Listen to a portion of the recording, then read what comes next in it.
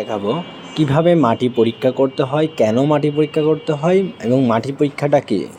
আসলে মাটি পরীক্ষাটা হলো মাটির গঠন, উপাদান, শক্তি, আর্দ্রতা, অম্লত্ব, ধারণ ক্ষমতা ইত্যাদি বৈশিষ্ট্য যাচাই করার একটি প্রক্রিয়া। মাটি পরীক্ষা কেন করতে হবে?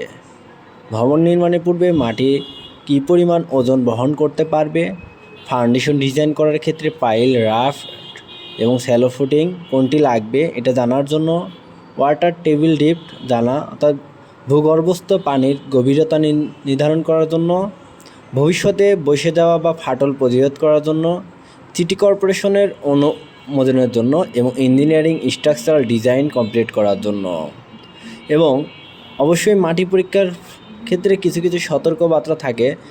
সর্বপ্রথম হচ্ছে 5 ফিট পরপর অর্থাৎ 1.5 মিটার পরপর মাটি সংগ্রহ করা হচ্ছে কি না, এবং আরেকটি বিষয় হচ্ছে বোরহোলগুলো সঠিক মাপে ভিতরে প্রবেশ করানো হচ্ছে কি না।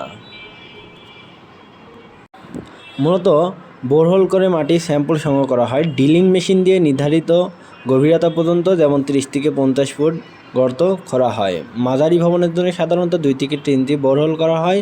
মাটির স্তর পর্যায়ক্রমে নথিভুক্ত করা হয়।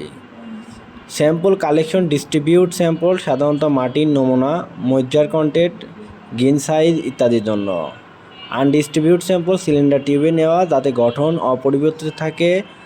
শেয়ার স্ট্রেন কম্পাকশন টেস্ট প্রতিটা গভীরতা থেকে স্যাম্পল সংগ্রহ করা হয় প্রতি 5 ফিট পর পর। স্যাম্পল প্লাস্টিক ব্যাগ বা এয়ারটাইট কন্টেনারে